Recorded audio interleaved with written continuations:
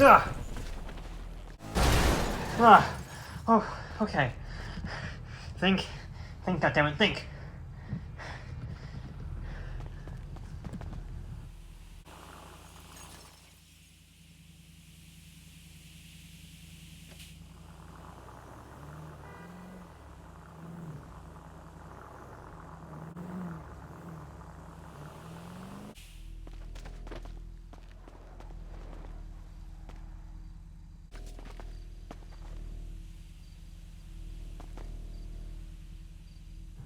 There we go. Come over here. Come over here. There you go. There you go.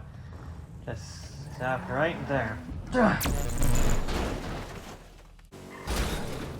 Oh shit. Whoa!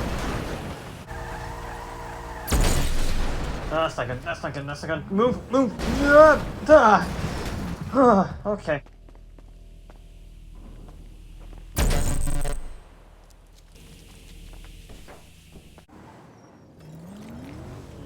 Shit.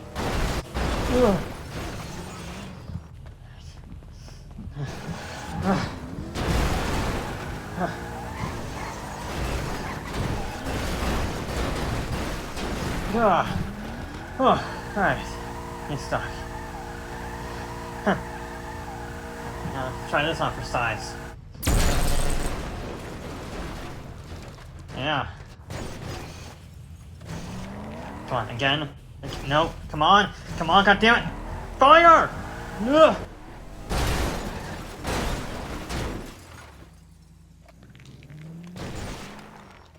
Gun won't work. Why is now not now? Oh, God.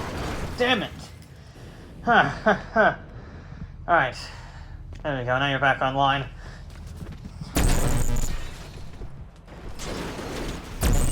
No, not again. Not again. There we go. There we go. Great. Right in position, you little shit. Come on.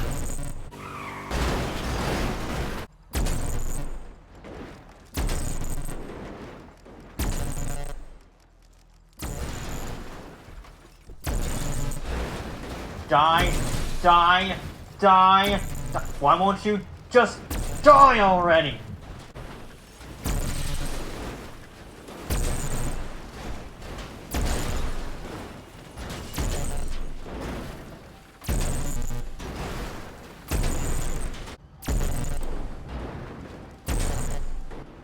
There we go. Huh. Huh.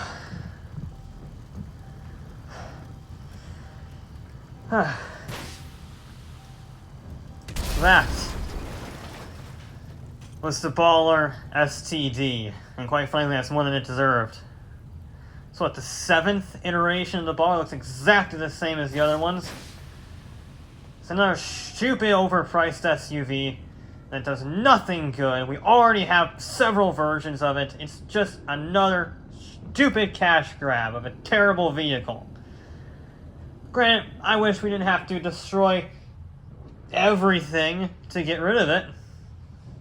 But this terrifying thing is that we're not just getting rid of this one. There's more.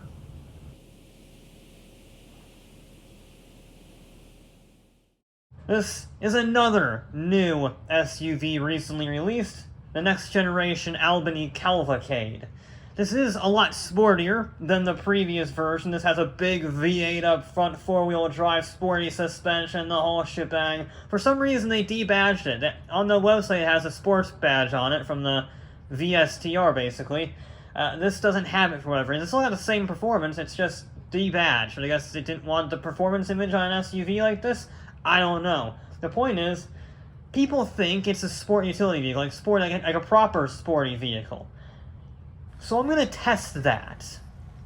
Because this weighs like 7 million pounds. And it's the size of an aircraft carrier. So let's see just how sporty it is. Although I must concede it actually has a pretty decent soundtrack, which is not something I expected in an SUV. But it is on the performance version, the newest generation, so... Well, let's do a quick test, shall we? A bit of a comparison test, if you will, between this, and another vehicle we'll get to in a second. In the meantime, I have to explain that we're doing a quarter-mile drag. Nice and simple. Alright, it's on a public road, so it's not a proper drag strip, but it's nice smooth tarmac, nice flat tarmac, so it's not going to be any issues in that respect. And this should be a pretty quick vehicle, at least if the advertisements are made to be believed. So let's just give it a shot, shall we? We need to do a proper burnout, though, so traction control off. I don't think that really matters. You know, it's four-wheel drive. It's got mountains of torque. Yep. It's not a long burnout, because it's four-wheel drive, but that should warm the tires a bit. And then it's just a matter of hold the handbrake. Alright. Let's see what you can do, baby. Come on!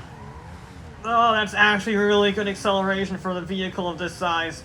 It leans quite a bit on the launch, it lurches, but this is not bad. And it is... Oh. My watch says a 12.4. That's really good for an SUV of this size. That's scarily good. Which means that the threat that the Impaler is going to have on me is pretty much nothing, because who gives a crap about a 90s Impaler? Well, as it turns out, I had a little bit more to be afraid of than I initially thought. This is not a stock Impaler. As you can tell, it's a proper dragster.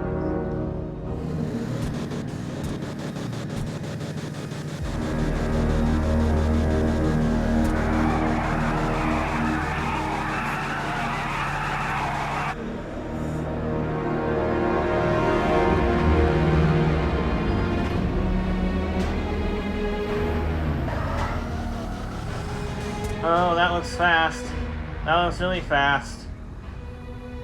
It's got a parachute. And a massive hood. Which means it's probably all fiberglass. Jesus Christ, that's a good launch for a rear-wheel drive sedan. I don't think that's fair. It did an 8.9. That didn't go well. Okay. So it's not really sporty, I guess, by our conclusions here. Luckily, though, there is one SUV left, and I can't believe I'm saying this. It's an SUV that I actually like. I've hated all the other SUVs in the past for a number of years, but this one actually has history and a purpose. You see, you can directly trace the lineage of this one to the original Winky? Yeah, Winky from World War II, as it evolved into the Canis Mesa that we know and love today. But this thing, although it is a war winner in its own right, and the civilian model isn't bad either, it's very old, it looks very outdated, it looks very early 2000s, and that just isn't the style anymore, which is why they made the Terminus. This is much more in line, it's massive. And you look at it now, and it's a ginormous vehicle compared, especially to the Winky from earlier.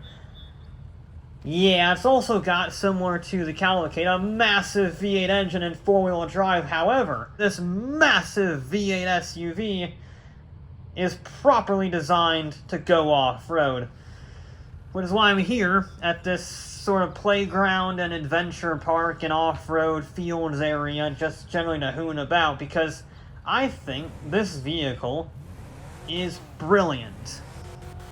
So let me explain why. It's got massive engine, so massive acceleration, great noise, similar to the Cavalcade. However, this is designed to go off-road, so the suspension is even more impressive. The articulation and the travel that you can have in this is preposterous. It's brilliant.